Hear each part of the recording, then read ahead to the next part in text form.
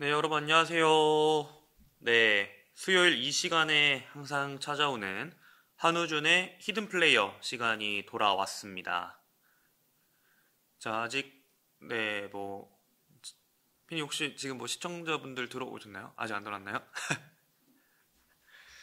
자, 일단은 좀 원래 6시 정각이 시작인데 한 4분 정도 늦춰진 이유가 원래 이제 제가 지지난주부터죠. 2주 전부터 계속 말씀드렸는데 풋볼 페나틱이라는 이제 새로운 채널에서 오늘은 처음으로 이제 라이브 방송을 한우전의 히든 플레이어 라이브 방송을 키려고 했는데 이게 아무래도 새 채널이다 보니까 시청자분들께서 정각인데도 많이 들어오지 않아서 부랴부랴 이제 좀 히든 플레이어 한우전 히든 플레이어를 다시 이 원투펀치 채널로 옮겨서 라이브 방송을 키느라 조금 시간이 지체되었습니다.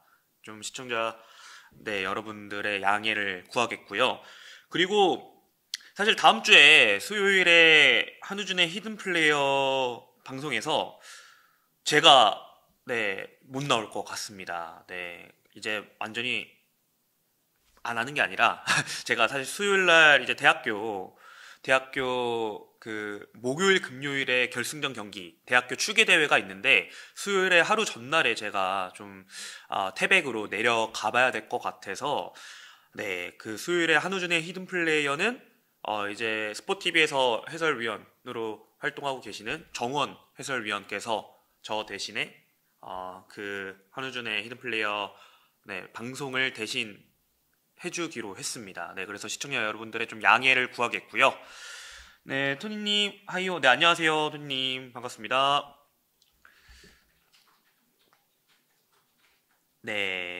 뭐야, 이게 원투펀치? 원투펀치에서, 원래 사실은 네, 오늘 앞서 오프닝 때 좀 말씀드렸지만은, 풋볼 페나틱이라는 채널에서 제 한우준의 히든 플레이어 방송을 하려고 했는데, 시청자 여러분들께서, 아무리 새 채널이다 보니까 많이 들어오지 못해서, 부랴부랴 좀 채널을, 원투펀치 채널로 옮기게 되었습니다. 대기업 축구 채널보다 훨씬 양질의 컨텐츠 많이 올라오네. 속상하네. 그렇게 또 생각해 주셔서 좀 감사합니다.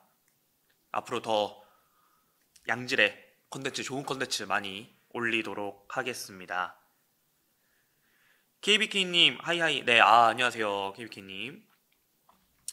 자, 날씨가 많이 덥습니다. 정말 날씨가 너무 덥고요.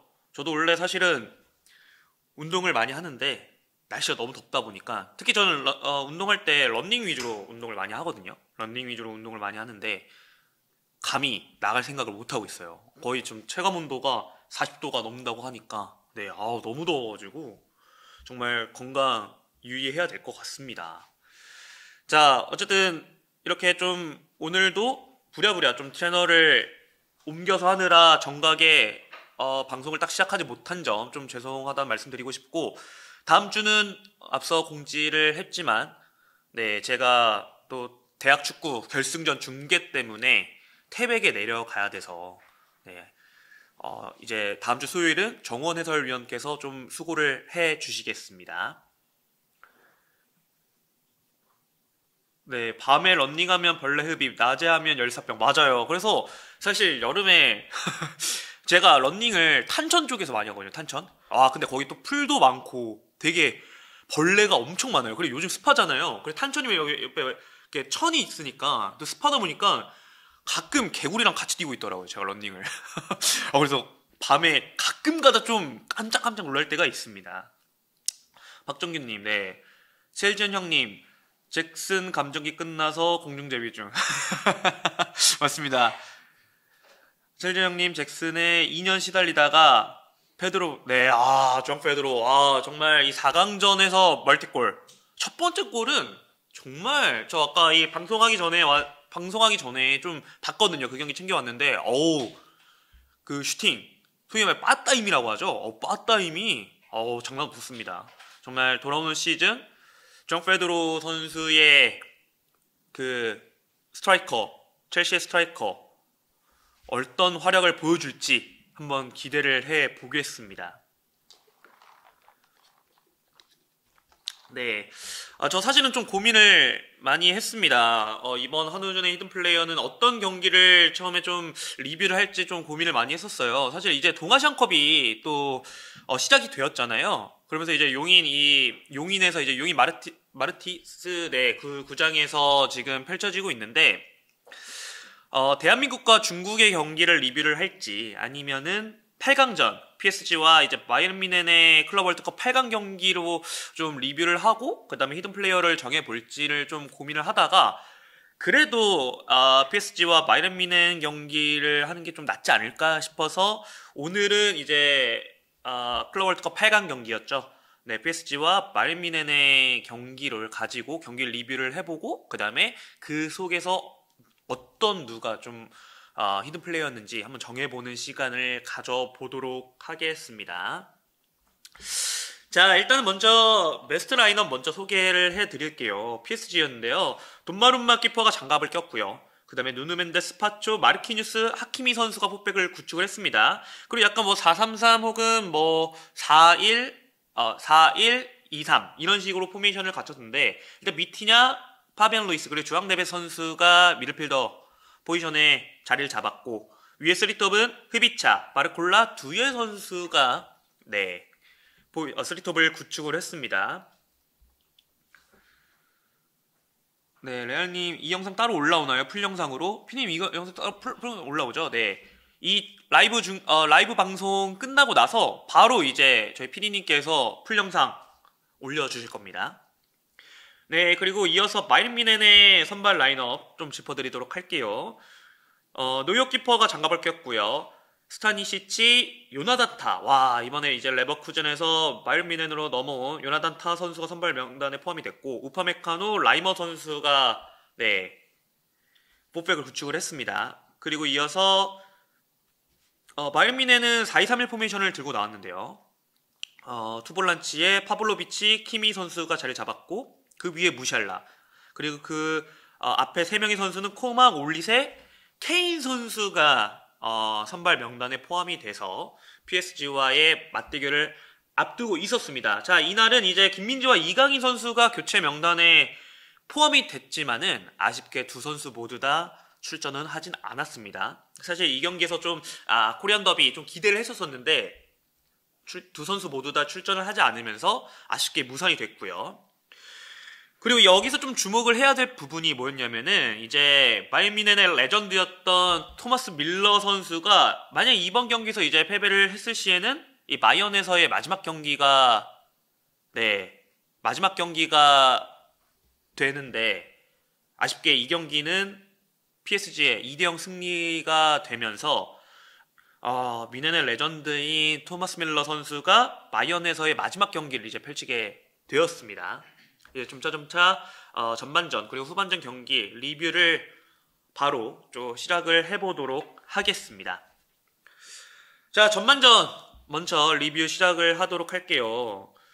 네, 전반전 경기 초반에는 자신들의 진영에서 좀 볼처리 미스라던가 후방에서 좀 아쉬운 모습을 보여줬던 바이에른 뮌헨이었고요. 반면 파리 생제르맹 같은 경우에는 뮌헨이 이제 자신들의 후방 진영에서 볼을 가지고 있었을 때 파리 선수들의 전방 자원들이 강하게 압박을 들어가면서 뮌헨의 후방 자원들을 조금 당황하게 만들었고 힘들게 만들었던 경기 초반이었습니다.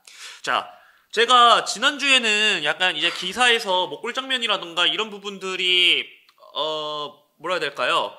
골 장면에 대한 분석 자료라던가 이런 게 많이 있어서 그 장면을 제가 사진으로 이렇게 보여드리면서 설명을 해드렸는데 이번 경기는 그런 골 장면이라던가 좀 중요한 부분에서의 그런 분석 장면들이 분석 사진? 분석 자료들이 많이 나오지 않았더라고요. 그래가지고 이번에는 제가 이렇게 보이시나요?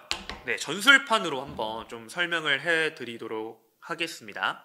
자, 바로 이제 좀 전술판을 활용을 할 건데 전반 21분이었어요. 전반 21분에 파리 측면에서 하프 스페이스를 활용한 공격 플레이를 통해 흐비차, 두에 파비안 루이스 까지 이어지면서 슈팅까지 만들어냈던 장면인데 그 장면이 전 되게 좋았다고 생각이 듭니다. 자, 일단 이 빨간색이 바이에른 뮌헨이라고 생각해 주시면 좋겠고요. 그리고 이 노란색이 연두색이죠. 네, 연두색이 PSG라고 제가 가정을 하고 설명을 해드리도록 하겠습니다. 자, 일단 21분 상황을 설명을 해드릴 건데 약간 올라온 장면이었고요. 여기서 왼쪽 측면에서 흐비차 선수가 볼을 잡습니다. 흐비차 선수가 볼을 잡고 두레 선수가 굉장히 영리하게 여기 이 부분에서 멈춰져 있는 게 아니라 하프스페이스 쪽으로 침투를 가져가요. 그러면서 이제 흐비차 선수도 두레 선수가 하프스페이스 쪽으로 침투를 해가니까 기가 막히게 넣어줍니다.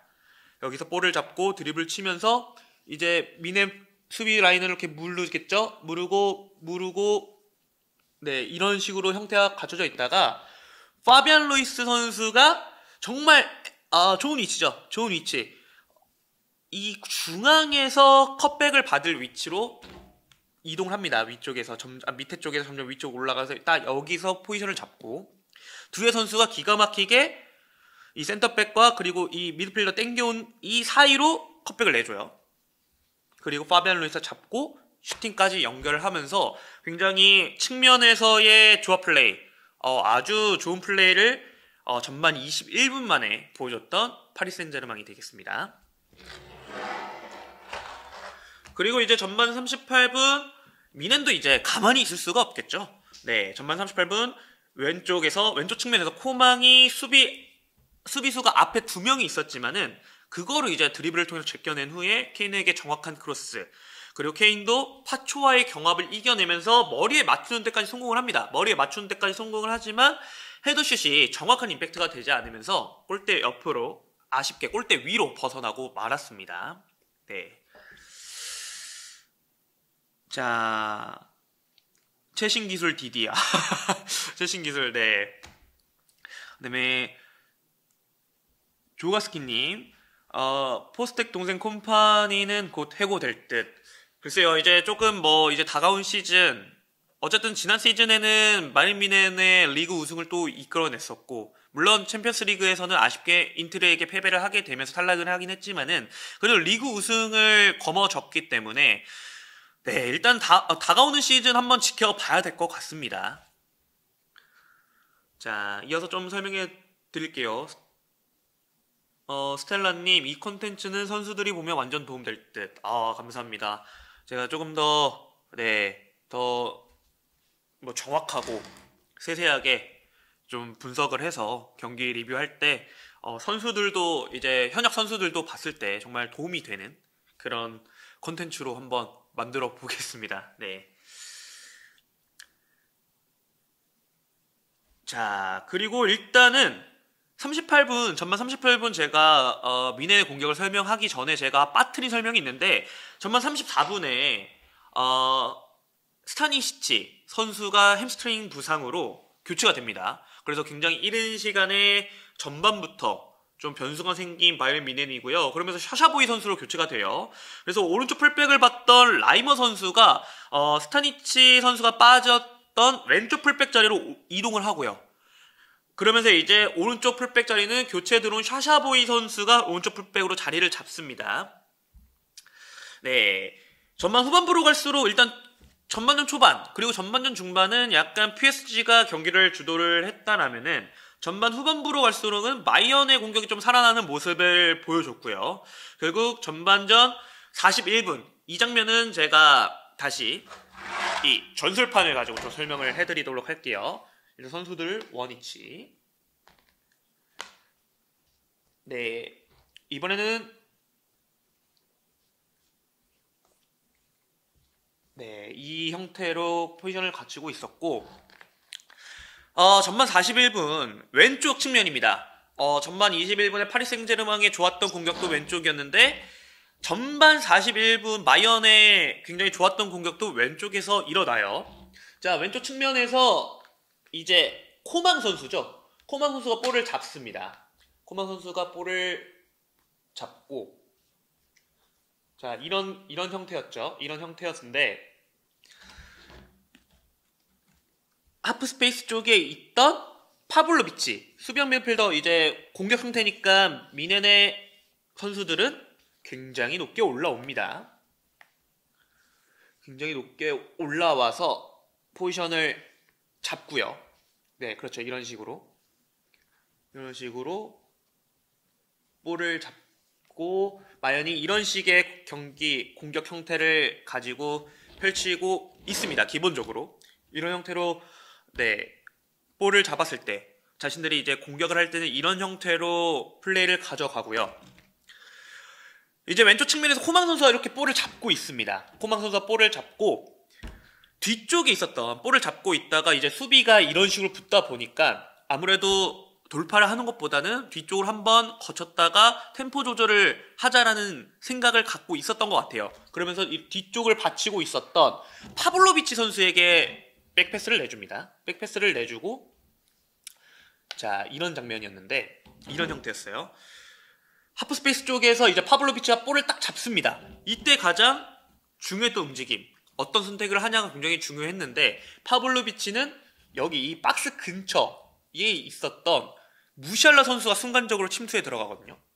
여기서 이런 식으로 크로스를 올려주는데 이게 정말 타이밍도 좋았어요. 볼을 딱 파블로비치 선수가 여기서 하프스페이스 쪽에서 볼을 잡고 돌아서는 순간에 타이밍에 맞춰서 무샬라 선수가 침투해서 들어가거든요.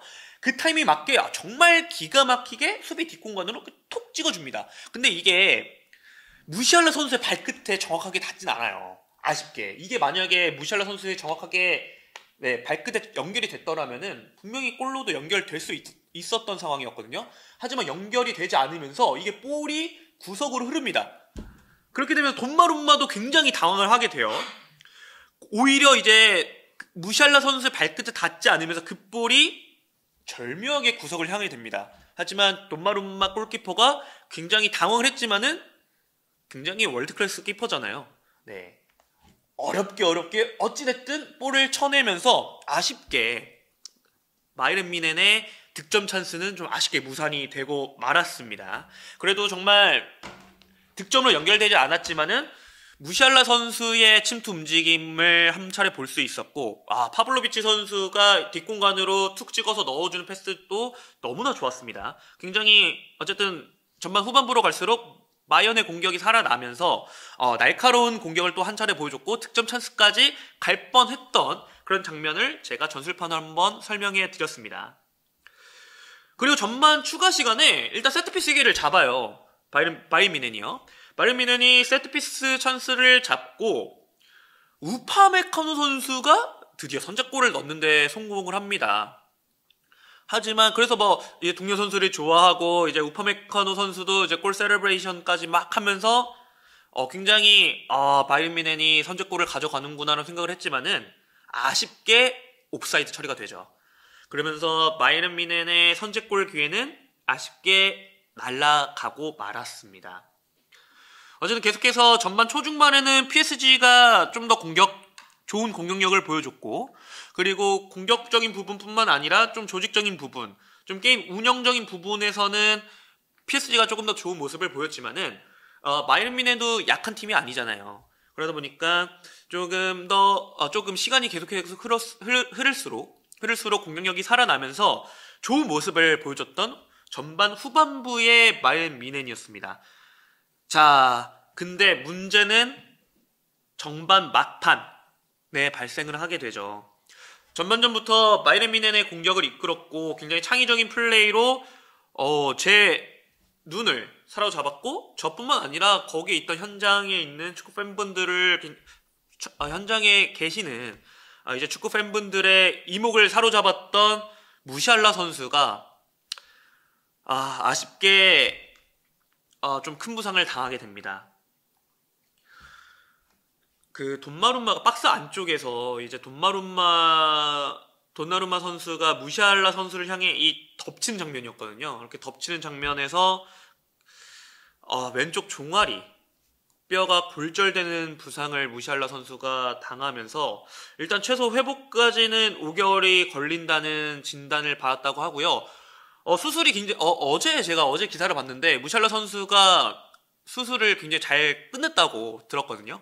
네, 그래서 바로 이제 수술이 끝난 직후에 빠른 시간 안에 재활 훈련에 들어갈 것이다 라는 그 기사를 봤는데 좀 무샬라 선수가 빠르게 회복을 해서 피치 안에 빠른 시간에 복귀할 수 있게 저 역시 좀 응원하고 기도하도록 하겠습니다. 네, 그래서 굉장히 좀 분위기가 어수선한 상태에서 이제 전반전을 마무리가 됐습니다. 스코어는 0대 0이었고요. 앞서 말씀드렸지만은 우파메카노 선수가 세트피스 상황에 선제골을 넣었지만은 그 부분에서 옵사이드가 처리가 되면서 아쉽게 전반전은 PSG와 바이에른 뮌헨의 전반전은 0대 0으로 마무리가 됐습니다.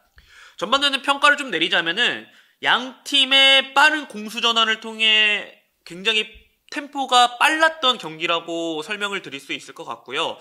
좀 개개인 좀 기량이 좀 돋보였던 것 같아요. 선수들이 어려운 상황 속에서도 좋은 터치와 그리고 드리블을 통해서 탈압박을 해낸 후에 어려운 상황을 벗어나 찬스를 만들어주는 플레이가 굉장히 좋았던 전반전이라고 평가를 내렸습니다.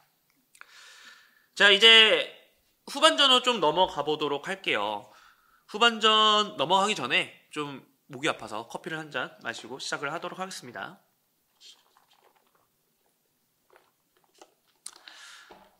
네, 무샬라 선수가 굉장히 큰 부상을 당하면서 후반전 시작하자마자 그나브리 선수를 투입을 시킵니다. 콤파니 감독이. 자, 후반 48분 먼저 일단 기회를 잡았던 쪽은 PSG입니다.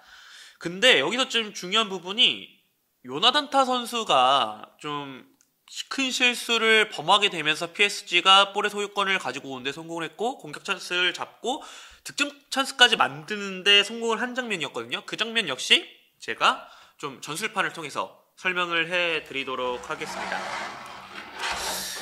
제 기억으로는 이제 여기서 킥 상황이었을 거예요. 후방 쪽에서 킥 상황이었는데 돈마룸마 선수가 킥을 강하게 차줍니다. 여기서 조금 올라오는 상황이었고 이제 이 상황에서 유나단타 선수가 좀 앞쪽에 나와 있었어요. 앞쪽에 나와 있었고 풀백 오른쪽 풀백도 이렇게 좀 올라와 있는 상황이었고 약간 뭐라 해야 될까요? 수비 라인이 좀 흐트러지는 그런 상황이 발생을 했습니다. 근데 요나단타 선수가 여기서 컨트롤하는 장면에서 실수가 나왔는데 여기서 나오는데 어떤 장면이었냐면은 정확하게 컨트롤을 하지 못해서 이 컨트롤을 한 게 실수가 돼서 이 왼쪽 측면에 있었던 흐비차 선수에게 연결이 돼요. 흐비차 선수에게 연결이 되면서 바로 이 지금 뭐 풀백도 양쪽 풀백 올라가 있지. 요나단타 선수 올라가면서 굉장히 수비 라인이 붕괴가 된 장면이 볼 수가 있습니다. 이 상황에서 빠르게 공격번 찬스를 잡은 PSG가 여기 수비 한 명 있었고 마르콜라 선수가 이 틈 사이죠. 이 벌어진 틈 사이로 침투 움직임을 가져가요. 곧바로 이제 흐비차 선수가 마르콜라 선수에게 연결이 되면서 순식간에 드리블을 하면서 1대1 찬스가 왔는데 아쉽게 마르콜라 선수가 1대1 찬스에서 노이어 선수와 1대1 찬스에서 득점을 하지 못하면서 바이에른 뮌헨은 정말 위기를 넘겼고요. PSG 같은 경우에는 좀 후반전 이른 시간에 득점 찬스를 잡았는데 이 득점 찬스를 살리지 못하면서 아쉽게 선제골을 넣는 데는 실패를 했습니다. 자, 몸을 너무 열고 쏴서 노이어가 노련하게 막았죠. 맞습니다. 맞습니다. 그 바르콜라 선수 그 장면 얘기하는 것 같은데 지금 말씀하시는 것 같은데 바르콜라 선수가 좀 약간 반대편 포스트로 차려고 몸을 약간 많이 열어놨어요. 오른발로 이제 차려고 몸을 찰 때 약간 이쪽으로 몸을 열고 차다 보니까 노이어 선수가 잘 막기도 했고 노이어 선수가 노련하게 각도 잘 좁혀 나오면서 좋은 선방을 해냈죠. 그래서 아쉽게 PSG가 1대 상황에서 득점을 하지 못하면서 선제골을 넣을 수 있는 기회가 무산이 됐습니다.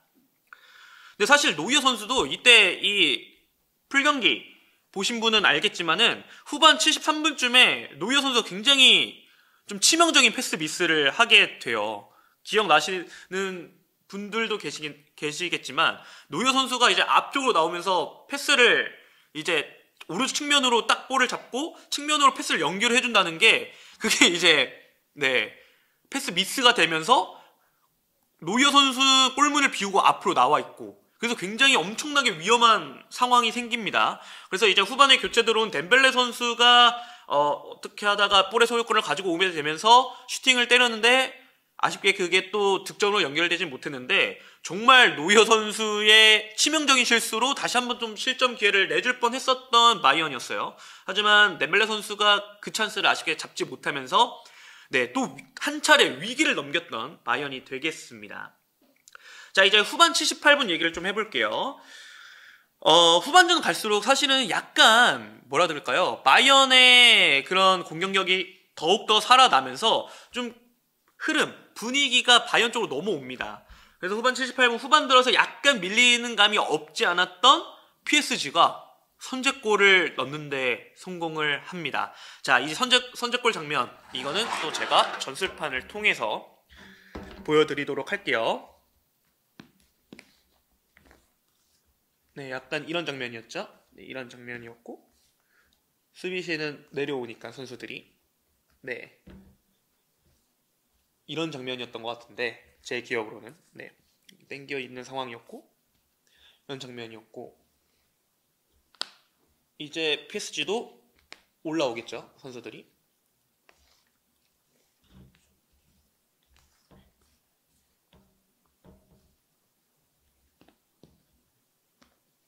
네, 이런 상황으로 이제 공격이 전개가 됐는데 왼쪽 측면에서 볼을 잡았던 흐비차 선수가 오른발잡이다 보니까 드리블을 칠 때 안쪽으로 파고 들어갑니다. 이런 식으로 안쪽으로 좀 파고 들어가는 상황에서 딱 이 위치까지 지금 이 위치까지 흐비차 선수가 몰고 들어오는 상황이었는데 이 위치 아쉽게 볼을 뺏겼어요.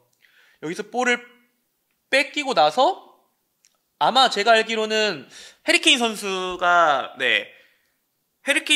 이제 여기가 밑에까지 내려서 흐비차 선수 볼을 뺏은 다음에 이렇게 몰고 올라가는 상황이었거든요. 이렇게 몰고 올라가는 상황에서 주앙 네베스 선수가 엄청난 활동량을 통해서 수비에 가담을 해줍니다. 그래서 뒤쪽에서 볼만 빼온 다음에 주앙 네베스 선수가 몰고 올라가죠. 몰고 올라간 다음에 오른쪽 측면에는 하키미 선수가 자리 잡고 있었습니다. 몰고 올라오자마자 측면에 비어 있었던 하키미 선수가 비어 있으니까 일단 하키미 선수에게 볼을 연결을 해줘요.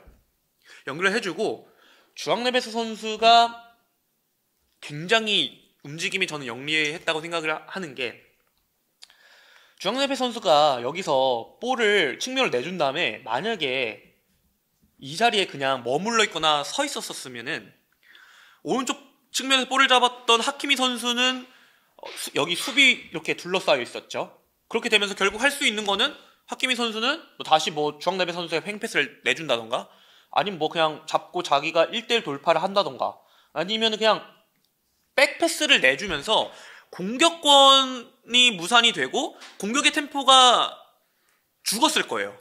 네, 제가 생각하기엔 그렇게 느끼는데 근데 여기서 주앙 네베스 선수가 치고 올라가다가 하키미 선수에게 볼을 내줬고 여기서 가운데서 머무는 게 아니라 바로 침투 움직임을 가져갑니다.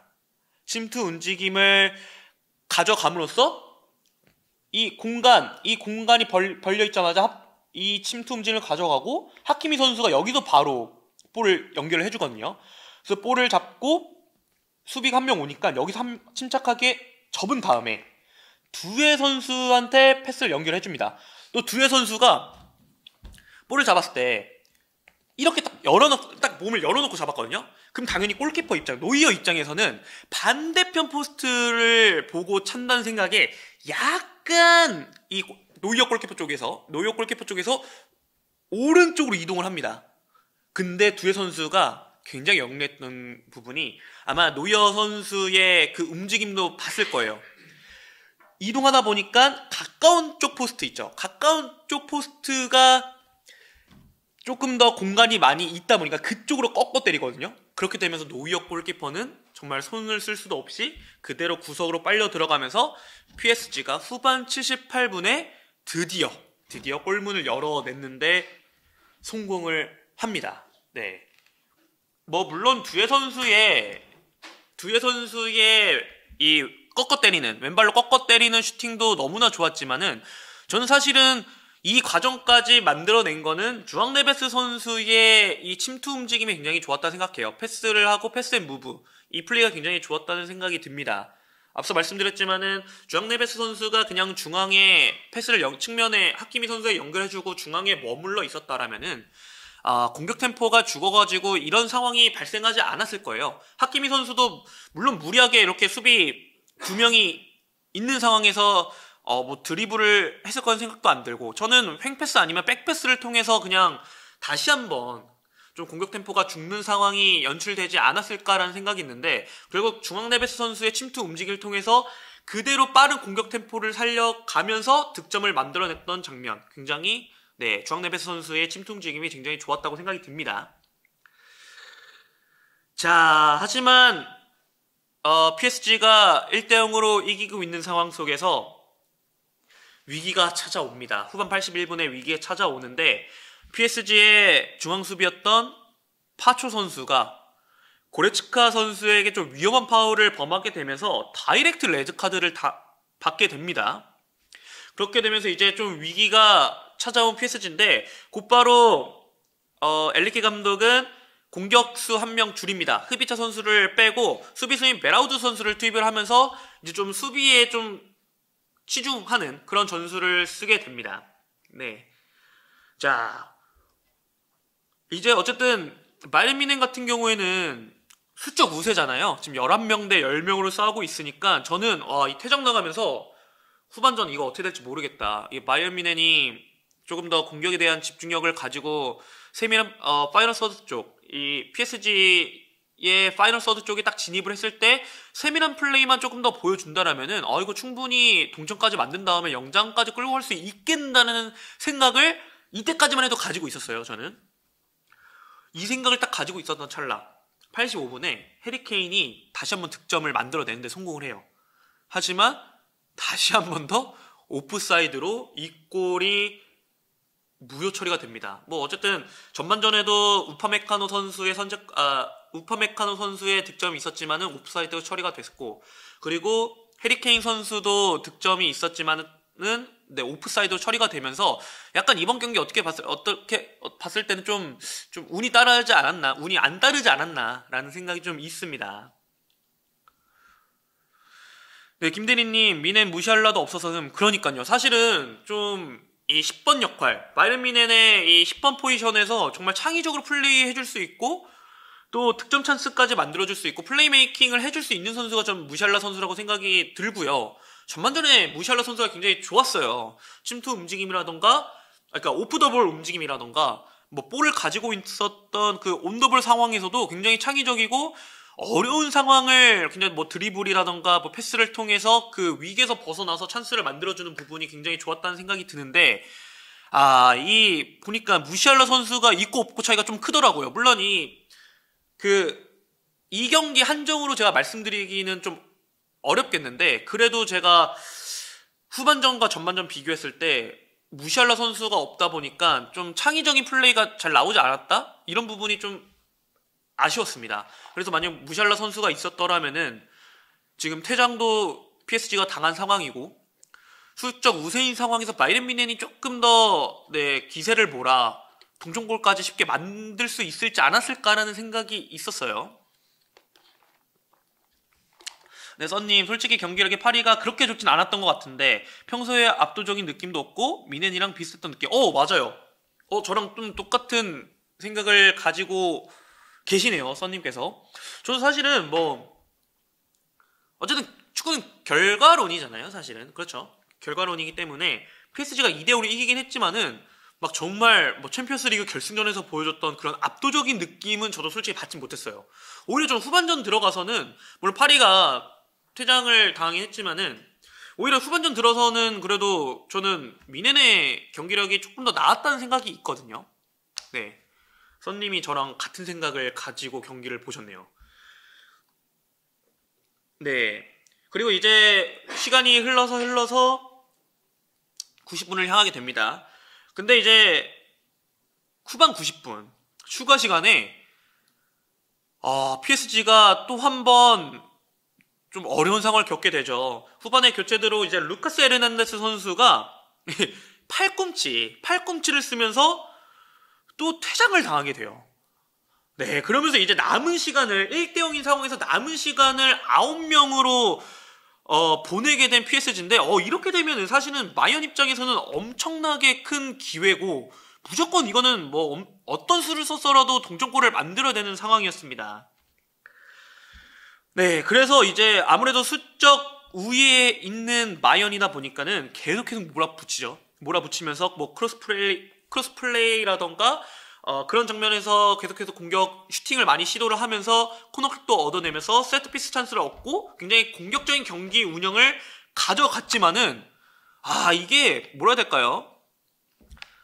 파리의 수비 집중력이 좋았던 것도 있고 뭔가 그 마이언 미넨의 그 파이널 서즈 쪽에서의 세밀한 플레이가 잘 나오지 못했던 부분? 그렇게 되면서 복합적인 게 이렇게 섞이게 되면서 득점을 만드는 계속해서 실패를 합니다.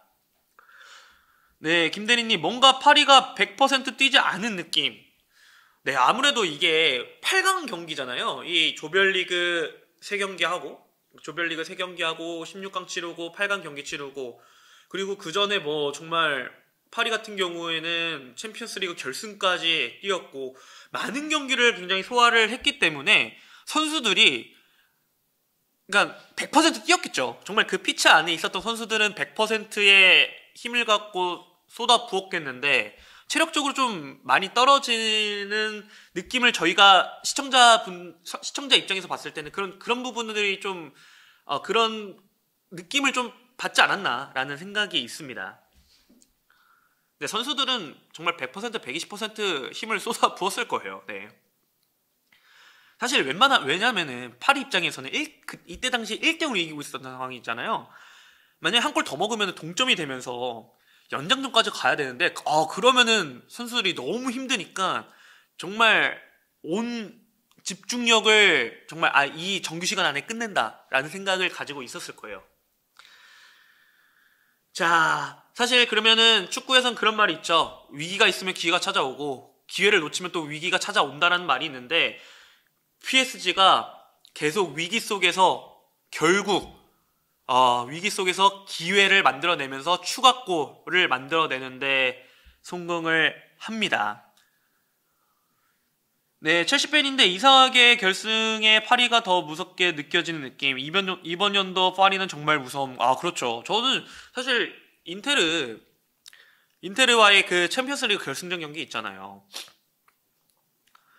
자, 너무 전 깜짝 놀랐던 게 사실은 저는 인테르의 그 승리를 좀 예측을 했던 사람이었는데 파리의 그런 공격력, 기동력 정말 대단했고 첼시가 이제 그 클럽 월드컵 4강 경기였죠. 프르미넨센과의 경기에서 2대0 승리를 가져가면서 결승에 먼저 올라가 있습니다. 오늘 새벽에 아마 이제 목요일 새벽이죠. 네, 목요일 새벽에 PSG와 레알 마드리드의 경기가 펼쳐질 텐데 과연 이 경기에서 누가 승리를 따내면서 결승에 좀 올라올지 한번 기대를 해보도록 하겠습니다. 신장 차이만 봐도 후반부 세트피스에서 위협적인 헤딩이 안 나온 것만으로 할 말이 없다. 맞습니다. 그만큼 이제 어쨌든 PSG가 조금 더 좋은 집중력을 보여줬다는 뜻이겠죠. 수비 부분에서. 네, 김대리님 파리전 팀이 풀매 역할 잘해야 하는데 그렇죠.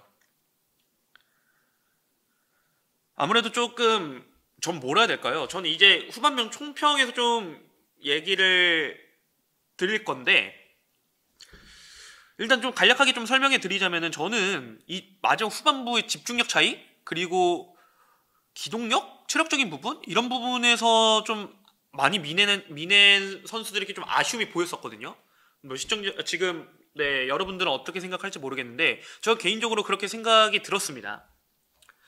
자, 일단 추가골 장면 조금 설명해 드리도록 하겠습니다. 야, 이거 솔직히 좀 모르겠어요.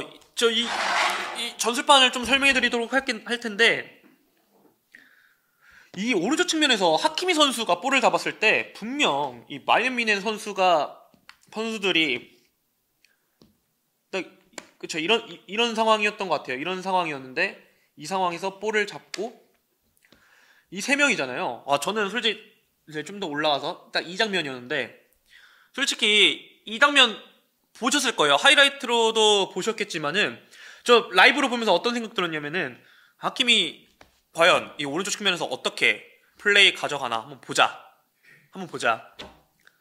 야, 이 장면에서 저는 사실은 이제 1대0로 이기고 있고 수적 열세니까 그냥 뭐 등을 지면서 계속해서 시간을 끈다던가 아니면 조금 더 볼을 가지고 시간을 끌면서 왔을 때 뒤로 빼면서 천천히 이렇게 돌리겠구나. 패스를 돌리겠구나. 라는 생각이 들었는데 야, 이거를 이 선수 3명 사이를 뚫고 개인 플레이 통해서 솔로 플레이 통해서 뚫고 결국 덴벨레 선수에게 연결해줬고 덴벨레가 슈팅을 가져가면서 득점을 만들어냈던 부분. 야, 이 킴미에 선수의 이 개인 돌파 엄청났죠. 와, 그래서 전 보고 정말 그 경기를 보면서 육성으로 와, 이 소리를 질렀습니다. 정말 대단했고요.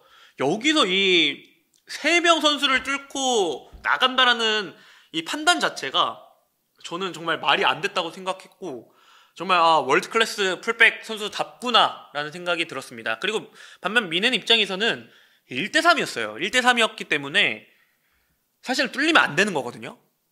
뚫리면 안 되는데 너무 쉽게 이게 뭐 후반전 90분이 이미 지나가고 있는 상황이었고 시간적으로 좀 지체가 되다 보니까 시간적으로 흐르다 보니까 체력적으로 떨어진 상황에서 수비 집중력을 조금 더 높여서 가져가야 되는 상황에서 수비 집중력이 떨어지면서 너무나 쉽게 돌파를 허용하지 않았나. 미넨의 이 3명 측면에서의 3명의 이 수비가 너무 허술하지 않았나라는 생각이 있습니다. 자, 결국 PSG가 한 골을 더 넣게 되면서 2대0 경기가 종료가 되면서 파리 생제르맹이 4강에 오르게 됐습니다. 네, 전체적으로 총평을 좀 빠르게 하도록 하겠습니다. 양팀 선수들의 개인 기량을 바이에른 뮌헨이라던가 PSG의 양팀 선수들의 개인 기량을 너무나 잘 확인할 수 있었던 빅매치였고요. 뮌헨도 잘했어요. 뮌헨도 잘했지만은 제 개인적으로 봤을 때는 PSG가 뮌헨보다 조금 더 나았던 부분은 측면에서의 부분 전술과 빠른 공격인데 이거는 제가 자료를 갖고 왔습니다. 피디님 한 번만 보여줄 수 있을까요? 피디님, 다음 거 18분 그거부터 좀 보여주실 수 있을까요? 네, 특히 빠른 공격 전환인데 이 PSG가 뮌헨을 한쪽으로 완전 몰리게 해놓은 다음에 반대쪽에 있는 예를 들어서 지금 18분 5초 같은 상황은 왼쪽 측면에서 지금 파초 선수가 볼을 잡고 있습니다. 지금 바이에른 뮌헨의 선수들을 보면은 왼쪽 측면은 좀 쏠리는 걸 볼 수 있죠. 이때 좀 다이렉트하게 빠르게 빈 공간을 확인하고 파초 선수가 다이렉트하게 오른쪽에 있는 마르콜라 선수에게 넘겨주거든요. 피디님, 18분 9초. 네. 파초가 이제 후방에서 다이렉트하게 넘겨주면서 바르콜라가 볼을 잡고 바르콜라가 안쪽으로 치고 들어가면서 18분 13초 자료 화면 보여주세요. 두에 선수 스트라이커 포지션을 보고 있는 두에 선수에게 연결을 해주고 하키미 선수가 오른쪽으로 오버래핑을 돌아갑니다. 그러니까 정말 어떤 부분이 조금 더 바이에른 뮌헨과의 경기에서 좋았냐면은 이런 빠른 공격 전환, 좌우의 빠른 공격 전환 너무나 좋았고 측면에서의 3명의 선수들이 만들어내는 3자 플레이 패스, 지금 자료 화면에 보이고 있는 측면에서의 이 3자 패스 통해서 수비 라인을 붕괴하는 이런 플레이가 너무나 좋았다고 생각이 듭니다. 결국 이렇게 해서 18분 18초 장면 보여주세요. 하키미 선수가 이제 볼을 잡고 치고 올라간 다음에 왼쪽 측면에서 이제 좀 뛰어 들어가고 있는 흐비차 선수를 봅니다. 흐비차 선수에게 뒷공간으로 툭 감아서 올려주고 네, 18분 20초 한번 보여주세요. 흐비차 선수가 볼을 잡고 슈팅까지 만들어낸 장면인데 이런 장면들이 굉장히 좋았어요. 이런 장면들이 굉장히 좋았고 저는 진짜 PSG가 이게 부분 전술이 완전히 몸에 녹아 들었구나, 배어 있구나라는 거를 느꼈던 게 그냥 자동이에요. 예를 들어서 이 장면에서도 좀 예를 들어서 설명해 드릴게요. 예를 들어서 후방에서 볼을 잡고 있잖아요. 이렇게 볼을 잡고 있으면은 이런 식으로 볼을 잡고 있으면은 이게 PSG입니다. 이 PSG인데 그냥 연결이 되면은 그냥 무조건 풀백 하키미 선수로 예를 들면 하키미 선수는 그냥 움직임을 가져가요. 그리고 여기 있는 선수들도 딱 잡고 뭐 하는 게 아니라 논스톱으로 논스톱으로 돌려놓고 이런 플레이가 있죠. 이런 플레이들이 그냥 완전히 몸에 배어 있다라는 게 느껴졌던 그런 미넨과의 경기였습니다. 이런 플레이가 너무나 좋았어요. 제가 아까 설명해드렸던 이런 3자 플레이가 너무나 좋았고, 이런 부분들을 미넨 선수들이 좀 잡지 못하면서, 수비 선수들이 이런 부분들을 잘 잡지 못하면서 좀 찬스를 많이 허용을 했던 경기라고 생각이 들었습니다. 그리고 뭐 골찬스가 왔을 때 그 골찬스를 살려내는 부분 또한 PSG가 미넨보다 좋았다는 생각이 들고, 제가 앞서 설명해 드렸지만은 가장 중요했던 거는 후방 막판까지 집중력, 활동량, 기동력 부분이 PSG가 미넨보다 훨씬 더 좀 좋았다는 생각이 들어요. 결국 이 90분 시간이 갈수록, 후반전 갈수록은 체력 싸움, 집중력 싸움인데, 그 부분에서 PSG가 바이에른 뮌헨보다 슬쩍 열세였는데도 불구하고 더욱더 높게 가져가면서, 에너지 레벨을 잃지 않고 높게 가져가면서 승리를 따낸 경기라고 좀 총평을 내릴 수 있었을 것 같습니다. 정말 이 경기를 보고 PSG가 왜 지난 시즌에 트래블을 한 팀인가를 좀 볼 수 있었던 장면이었고, 볼 수 있었던 경기라고 생각이 들었습니다. 자, PSG는 이제 4강에서 레알 마드리드를 상대를 하게 돼요. 근데 여기서 중요한 부분이, 이제 레알 마드리드 같은 경우에는 8강에서 니나이손 선수가 퇴장을 당하면서 4강전 경기를 뛸 수 없고, PSG 같은 경우에는 파초 선수가 퇴장을 당하면서 다음 경기는 이제 4강전에 뛸 수가 없습니다. 과연 이 부분이 어떻게 영향이 줄지, 양팀 선수들에게 양팀에게 어떤 영향을 줄지 한번 지켜봐야 됐고, 은바페 더비가 또 성사가 됐죠. 네. 그리고 파추 선수 같은 경우는 이 8강에서 퇴장을 받았을 때 한 경기 징계가 아니라 2경기 징계를 받게 되면서, 만약에 PSG가 4강에서 승리를 하게 돼서 결승에 올라간다 하더라도 뛸 수가 없습니다. 네. 과연 이런 부분들이 좀 PSG에게 어떤 영향을 줄지 지켜보도록 하겠습니다.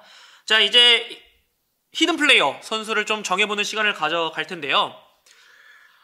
저 같은 경우에는 이번 경기 정말 두에 선수 잘했고, 그리고 덴벨레 선수도 부상에서 복귀해서 복귀골 넣고 잘했고요.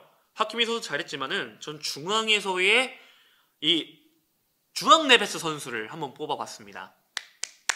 주앙 네베스 선수를 좀 뽑아놨는데, 그냥 저는 좀 한마디로 표현하자면은, 어디든 필요할 때면은 주앙 네베스 선수가 있었다라고 좀 표현을 할 수 있을 것 같아요. 그 말은 즉 활동량 부분에서 말이 안 됐어요. 너무나 좋았고요. 특히 주앙 네베스 선수가 이 중원에서의 활동량, 중앙에서뿐만 아니라 측면, 이런 여러 지역에서의 엄청난 활동량을 가져갔다는 걸 볼 수가 있는데, 주앙 네베스 선수의 히트맵을 보면은 골고루 있죠. 골고루 있는데, 물론 공격 시에도 좋았어요. 공격 시에도 좋았지만은 수비 시에도 더 좋았는데, 일단 공격 시에 어떤 부분이 제일 좋았냐면은, 공격 시에는 첫 번째 골 장면 나왔을 때의 그런 침투 움직임을 통해 수비 라인을 무너뜨리는 오프 더 볼 움직임 뿐만 아니라, 공격 전개 시의 온더볼 상황에서 패치 능력, 그리고 안정적인 볼 배급 능력, 이런 부분이 공격 시엔 좋았고요. 사실은 저는 주앙 네베스 선수가 공격도 공격이지만은 수비 부분에서 너무나 좋았다고 생각이 들어요. 공격에서 이제 수비로 전환이 될 때 빠르게 이제 수비로 복귀를 하면서 하키미 선수와 같이 협력 수비를 통해 측면을 봉쇄해주는 플레이.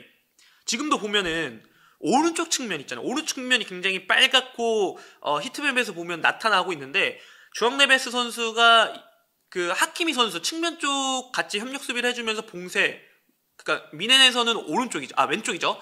왼쪽 공격수들이 쉽게 좀 앞으로 전개가 되지 못하게끔 측면을 봉쇄해주는 플레이가 너무나 좋았었고, 그리고 볼을 뺏겼을 시 곧바로 재차 압박에 들어가면서 수비 가담을 해주는 모습이 굉장히 좋았다고 생각이 듭니다. 뿐만 아니라 중앙에서도 경기를 보시는 분들은 알 텐데 주앙 네베스 선수가 이렇게 그 바이언 선수들이 중앙으로 치고 들어올 때 딱 볼만 뺏내는 그런 센스 있는 수비 스킬도 보여줬고, 전진 패스가 들어올 때 수비 4백 라인 앞에서 보호를 잘 해주면서 전진 패스가 쉽게 이 수비 라인 뒤쪽으로 못 들어오게끔 수비 보호도 아주 잘해줬던 주앙 네베스 선수예요. 정말 이 중원에서 가장 살리꾼 역할을 잘했던 선수가 이 PSG의 주앙 네베스 선수가 아닌가 싶어서 저는 이번 히든 플레이어를 PSG의 미드필더 주앙 네베스 선수를 꼽아봤습니다. 네, 시청자분들 뭐 좀 동의를 하나요?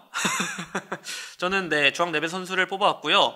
이제 약 한 7분 정도가 남았습니다. 7분 정도가 남아서 좀 댓글 읽어보고 답해드리는 시간을 가져보도록 할게요. 네, 썬님 레알 팬입니다. 이번 연도 진짜 파리 무서워요. 정말 뭐 지난 시즌도 무섭고 이번 시즌도 파리 선수들이 굉장히 네, 무섭게 정말 리그뿐만 아니라 유럽 대항전에서 어떤 퍼포먼스를 보여줄지 굉장히 저 역시도 기대가 됩니다.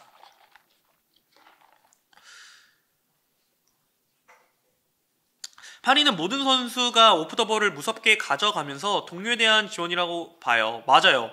그러니까 이게 저도 오프 더 볼 움직임을 가져가면서 이 선수들의 포지션 배치라고 해야 될까요?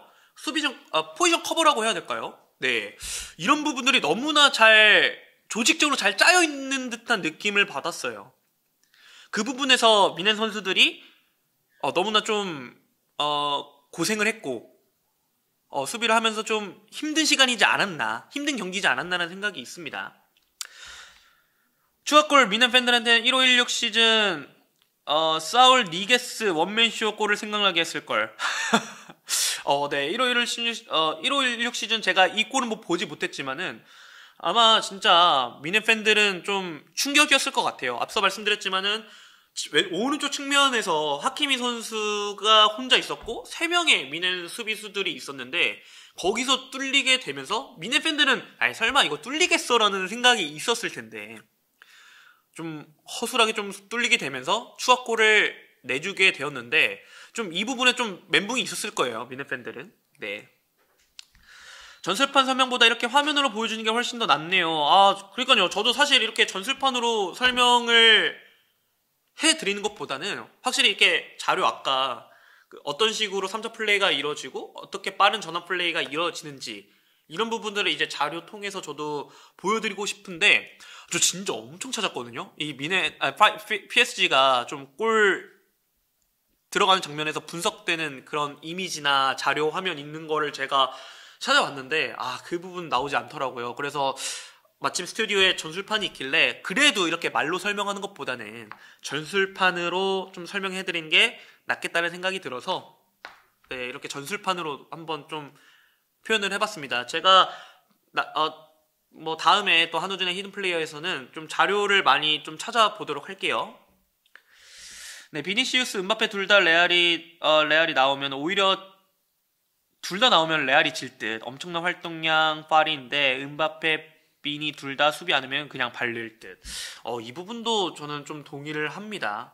아무래도 PSG가 바이언과의 경기에서 엄청난 활동량, 기동력을 보여줬기 때문에 이 부분에서 레알이 좀 어떻게 좀 집중해서 전술을 짜는지도 굉장히 중요한 포인트가 될 것 같아요. 레미님, 비티냐 현폼 중원 세계 최고, 네베스도 탑 3등. 맞습니다. 저도 그렇게 생각해요. 비티냐 그리고 주앙 네베스 그리고 파비앙 루이스 이 3명의 산미들이 정말 좋죠.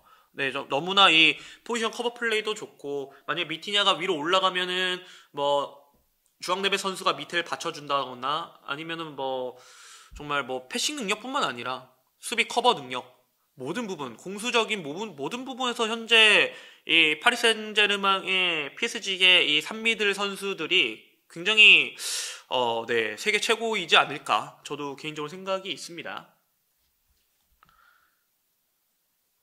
옛날 원투펀치 큰 터치 데스크 시절이 그립습니다. 네. 제목이 이게 맞나요? 네, 제목이 이 방 제목이 네. 네, 맞습니다. 네. 핀이 맞죠? 네, 맞습니다. 자, 이제 약 3분 정도 남았네요. 3분 정도에는 이제 라이브를 종료를 해야 됩니다. 네. 뭐 저한테 궁금한 거 개인적으로 질문해 주셔도 됩니다.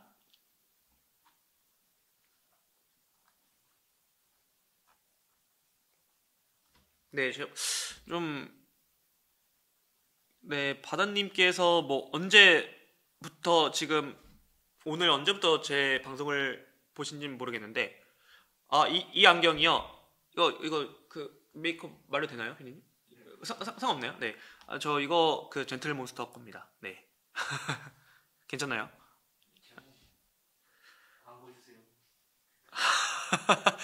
젠틀몬스터 혹시 광고 네, 클럽 월드컵 우승하면 다음 클럽 월드컵 무조건 참가권도 따라오나요? 저 이 부분은 제가 한번 체크를 해봐야 될 것 같아요. 네. 저도 확실히 이 부분에 대해서는, 네, 저도 이 부분은 제가, 네, 알지를 못해서, 다음에 혹시, 다음 라이브 때, 다시 이 질문 드리면은, 그때는 제가 공부해서 알려드리도록 하겠습니다. 죄송합니다. 네, 바다님께서 제목이 이게 맞나요라고 하시는데 오늘 라이브 어디서부터 보시는지 모르겠지만은 제가 그 항상 경기 리뷰를 하고 그 리뷰 속에 리뷰가 끝난 다음에 히든 플레이어 네 히든 플레이어 그걸 해가지고 히든 플레이어를 정해 놓는 시간을 가져가지고 네 그래서 그런진 모르겠는데 항상 제 코너는 첫 번째는 우선 경기 리뷰를 가져가고 그 다음에 경기 리뷰가 끝난 다음에 히든 플레이어를 꼽는 그런 순서대로 가고 있습니다.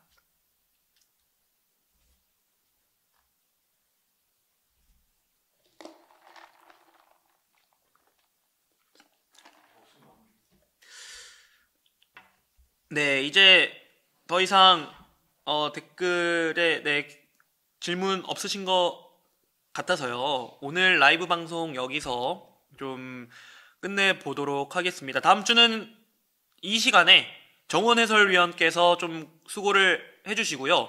저는 이제 제 목소리를 또 듣고 싶다면은 네, 목요일과 금요일에 대학 축의 연맹전 결승전 경기가 있으니까요. 그 경기도 좀 많이 시청해주시면 감사할 것 같고 이번 주는 제가 토요일에서 일요일 넘어가는 새벽 4시에 덴마크와 폴란드 여자 유로 대회 또 중계를 합니다. 김영책 캐스터님과 함께 중계를 하니까요. 그 경기 또한 많은 시청 부탁드리도록 하겠습니다. 네, 오늘 라이브 방송 이렇게 마치도록 하고요. 오늘도 많은 댓글 달아주시고 소통 저와 같이 해주셔서 너무나 감사합니다. 저는 다다음 주 이 시간에 한우준의 히든 플레이어로 찾아뵙도록 하겠습니다. 오늘 너무 소통 잘해주셔서 감사합니다. 다음에 뵐게요. 감사합니다.